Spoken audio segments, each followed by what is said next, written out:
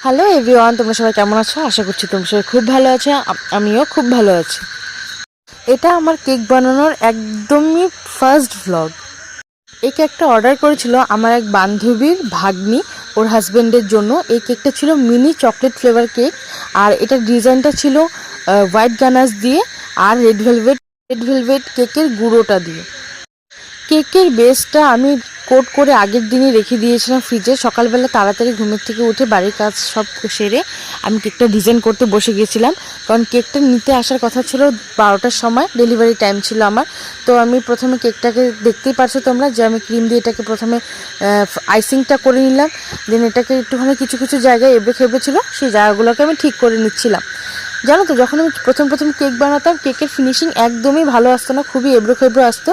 কিন্তু এখন আমি এটা দেখছি যে যথেষ্ট প্র্যাকটিস করার ফলে দিনে দিনে আমার কেকটা কিন্তু যথেষ্ট ভালো হচ্ছে, এবং সাইডটা দেখতেও অনেকটা স্মুথ হয়েছে, যেটা আগে কিন্তু একদমই ছিল না। কথায় আছে না যে প্র্যাকটিস মেক্স বেস্ট, তো এটাই হচ্ছে গিয়ে তার উদাহরণ। কারণ আমি যখন প্রথম ছিলাম তখন ভাবতাম যে কতদিনে আমার কেকের ফিনিশিং ভালো হবে, কতদিনে আমার কেকের সাইডগুলো দেখতে একদম স্মুথ লাগবে, যেটা সবার লাগে।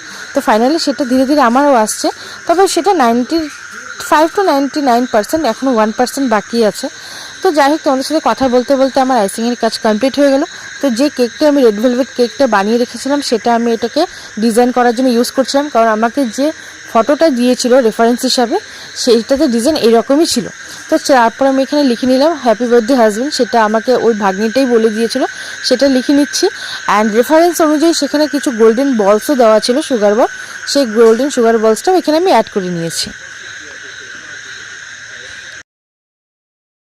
অ্যান্ড তোমরা না প্লিজ আমার এই কাজ করার সময় গোমরা মুখটাকে প্লিজ ইগনোর করে দাও, যেটা দেখতে খুব বেকার লাগছে আমি জানি। তো তোমাদের সাথে কথা বলতে বলতে দেখো আমার কেকের ফাইনাল কাজ কিন্তু হয়েই গেছে। তোমরা কিন্তু অবশ্যই জানাতে ভুলবে না যে কেকটা দেখতে কেমন লাগছিল। তো আমার যে কাস্টমার ছিল সে ভাগ্নিটার কিন্তু খুব পছন্দ হয়েছিল কেকটা। তো তোমাদের সুবিধার্থে আমি কেকের কিছু ফটো শেয়ার করে দিলাম আর রিভিউটাও শেয়ার করেছি।